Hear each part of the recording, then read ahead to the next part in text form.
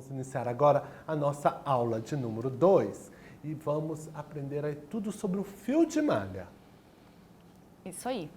Bom, então, o fio de malha é esse material que a gente vai aprender tudo sobre ele hoje. Eu vou explicar para vocês de onde vem, onde é que encontra, como que trabalha. Para começar, o fio de malha ele é um material que ele é resíduo têxtil. O que significa isso? Ele ia ser descartado, ele ia virar lixo.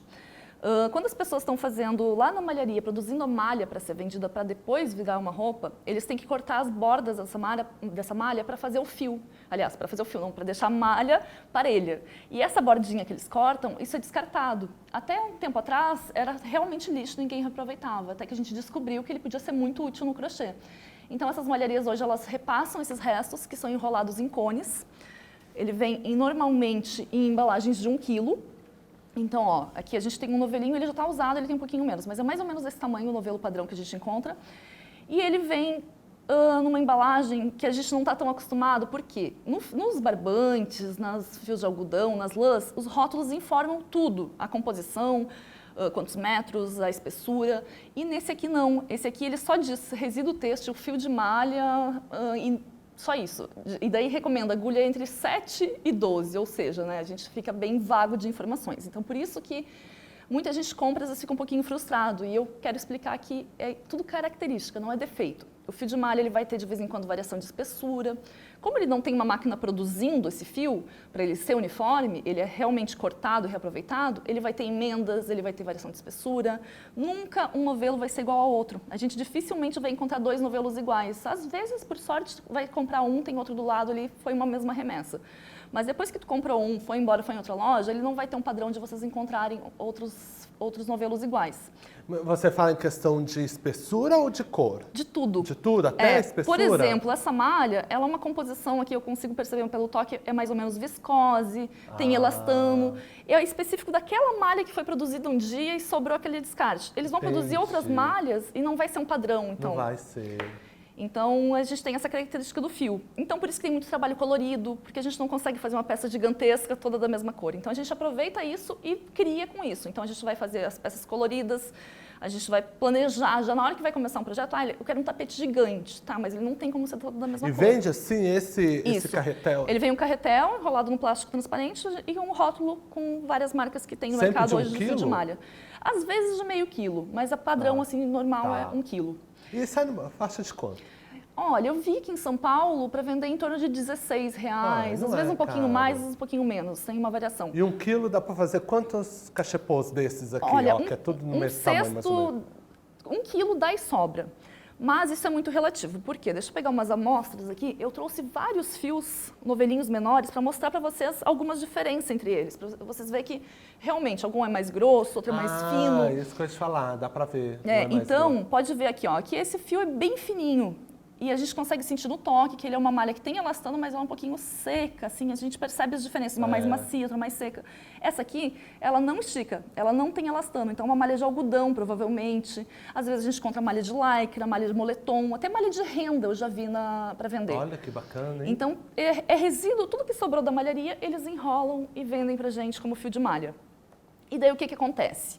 Como tem variações de espessura, a gente precisa adaptar a nossa agulha para usar proporcional ao fio. Então, se a gente tem um fio fino, a gente vai usar a agulha mais fina. Se a gente tem um fio médio, uma agulha intermediária, e assim a gente vai sempre adaptando o que a gente vai fazer. Outra coisa importante, se a gente for combinar os fios, fazer uma peça colorida, mais ou menos como aquele cesto colorido que eu trouxe para vocês, a gente precisa usar fios de espessura semelhante. Se vocês forem usar um fio fino com um fio grosso, vai dar diferença na trama. Então vai aparecer o crochê miudinho, depois um crochê grandão, e a proposta nem sempre é essa. Então a gente tem que tentar usar espessuras semelhantes para ter um cesto uniforme, que fique retinho do início ao fim, que quase sempre eu percebo que as pessoas querem esse cesto bem retinho. Então, para isso, a gente tem que usar esse fio uniforme. Eu não poderia usar esse amarelo com esse roxo, porque esse é bem fininho e esse é bem grosso. Então ia dar uma diferença muito grande na hora de fazer o crochê.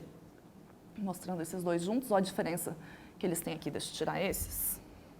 Ó, esse é bem fininho e esse aqui é bem grosso. Se eu desenrolar a malha, olha a largura desse e olha esse aqui, bem fininho.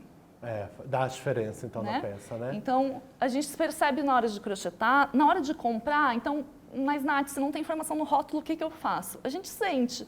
O ideal, então, é sempre tentar comprar em lojas físicas. Vocês vão na loja e sentem o fio para saber como é que é. Mas nem sempre tem na loja de vocês, então comprar em loja online é uma opção. Mas daí tenta conversar com o vendedor, fala, eu queria fazer um tapete usando 2 fios que fossem de uma espessura semelhante. Conversa um pouquinho antes, porque senão chega e daí não funciona para o trabalho de vocês. Deixa eu ver o que mais que eu posso explicar para vocês do fio de malha, para a gente estar bem craque do fio para começar a trabalhar. Eu trouxe aqui alguns fundos, só para mostrar a diferença. Todos eles têm a mesma quantidade de pontos, mas cada um tem um tamanho diferente. Por quê?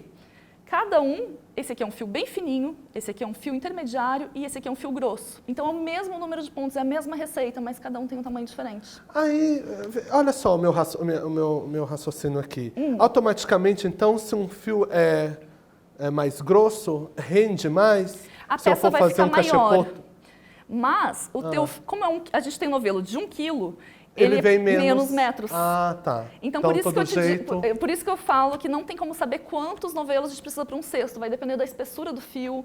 Tá. A malha de lycra não, a malha de viscose, ela é um pouquinho mais pesada. Então, também, consequentemente, vem menos metros do que uma malha de algodão, que é super leve.